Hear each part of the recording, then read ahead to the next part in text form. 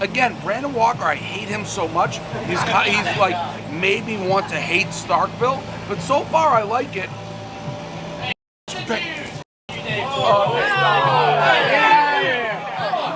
Why don't you come in the camera, buddy?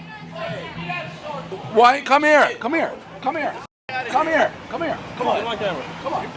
I shouldn't be allowed to make those jokes, right? I should be put in handcuffs. That's what you said. No, handcuffs. No, you can That's joke. what you said. That's what you said. You're an employee. You said you shouldn't be making jokes about. I never said handcuffs. Yeah, you did. You said it should be a crime. In what world? You.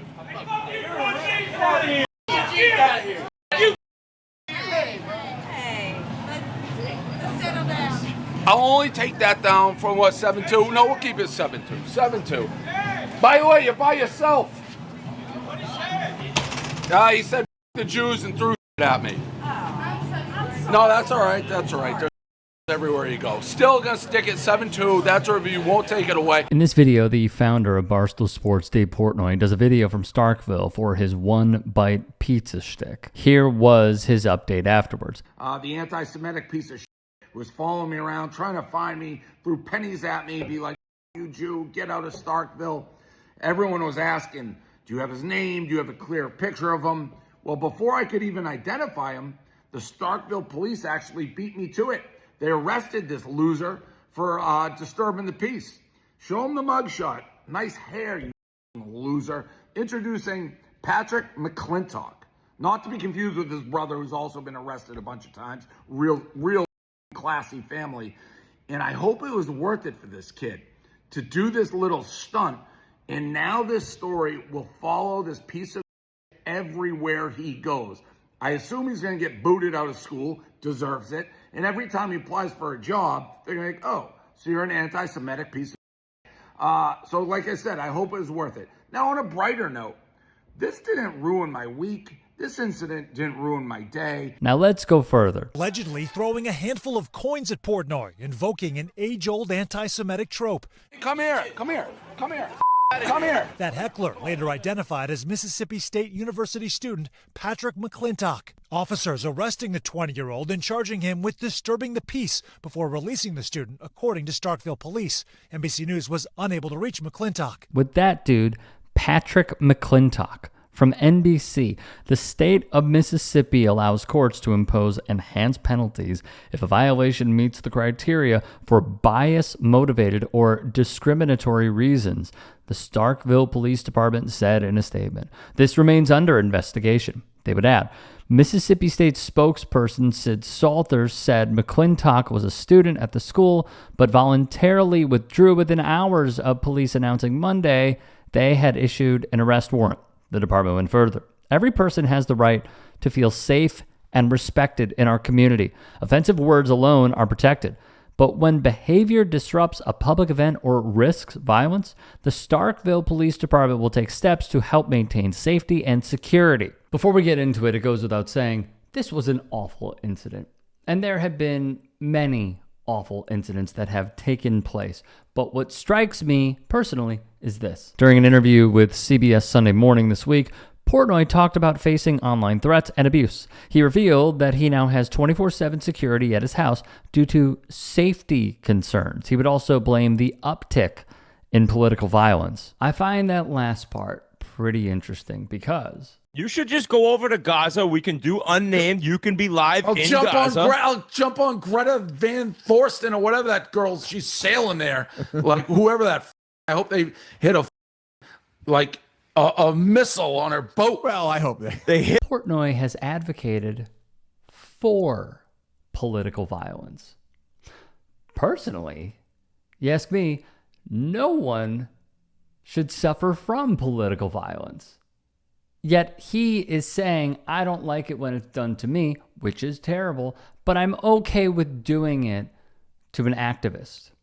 I'm okay with doing it to people who are carrying baby formula, diapers, medical supplies, etc. That is what he sees as being okay for political violence, which I personally find, as a Jewish American, to be absurd. Because I know what he's doing. I see through this. I see how he is using the religion of Judaism in order to push political violence. And I personally think it just should be called out. It's simple. What do you make of the anti-Israel protests happening on college campuses?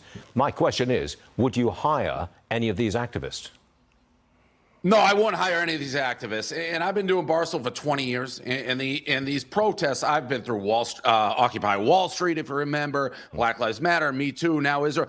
You have serial protesters who, in a lot of these cases on college campuses, don't even care about the cause. And then you have some people who actually do. But these people, I'd like to see them go to some of the countries that they think are so great, cause issues, break into buildings, and then demand food from the campuses, say, we're doing a hunger strike, you better feed us. They cut their tongues out. These people are always going to protest. They're always going to hate this country for whatever reason, and they're always going to try to create these type of issues. What's different for me in this protest, as the other ones I mentioned, there is no other group of people. I don't care if we're talking African Americans, Asians, women, transgenders, any group that you want to mention that could be so openly intimidated on campus and just have the administration sit there and do nothing. And I don't want to hear you cry about it either. And again, a lot of these people, they don't even care the cause, Stuart. They literally jump from protest to protest. They're mad at their lot in life. They hate America. Go protest in Iran. See how it goes. See how they don't even allow half the people in these groups. They'd be thrown in the gulag in 2 seconds. He supported Bruce Pearl, the former head coach of Auburn, who would go on to say and spout falsehoods like this. He was a man of faith. He knew where he was going when his time came. I know that's not what he was planning on because he had so much to live for here. Dan, he was leading, I think, the most important revival that was taking place in our country, and that was young, conservative, Christian people who were on fire for God, who were on fire for Jesus, who were on fire for this country to help get involved in service and the process, and also began to see just that the other side was so different than how they felt about faith and family and the right to life and so many things that we sort of take for granted as part of our DNA. The opposition is pulling farther apart from us and also getting more violent. And I think the reason why they're getting more violent is because, like Charlie Kirk proved every time he debated and had a discussion, he was on the side of right, he was on the side of good, he was on the side of accurate history and you know, for the most part of what he talked about, and they couldn't beat him.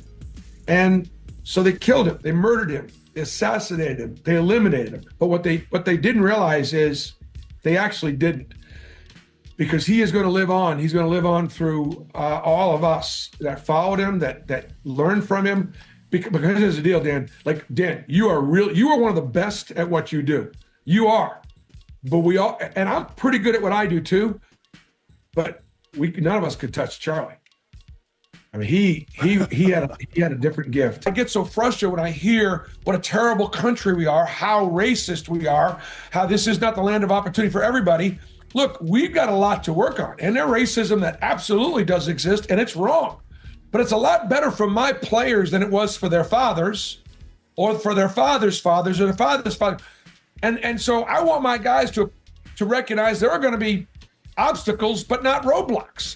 And that's what Barack Obama did. However, as our president, other than just love listening to him talk because he's such a great orator, I disagree with so many of his policies. I thought in so many ways, rather than uniting us as a country, even by race, he divided us. Everything was black and white. Everything was the obstacles that were against, you know, my players from being successful. I'm trying to teach my guys, look, I don't want you working at Subway. I want you owning 5 of them. And that's possible. And I think in many ways, Barack Obama told a different story. So it's hard to criticize him though, because you get a lot of feedback that's really, really negative. My point on Obama the last time was this: he was calling on Israel for a ceasefire. He was calling on Israel to stop the war. He was calling on Israel to release the hostages. And I'm like, dude, they're not the ones holding the hostages. They didn't start this war. The war and the violence and all the atrocities that go on both sides of the war end The minute that Hamas surrenders, releases the hostages. Of note, McClintock was reportedly a junior mechanical engineering major. There is a Give, Send, Go that was launched for him. That is the same pro-white supremacist crowdfunding website that helped Shiloh Hendricks raise ridiculous amounts of money. I'm not going to link to it, but it has raised, as of this taping, over $36,000.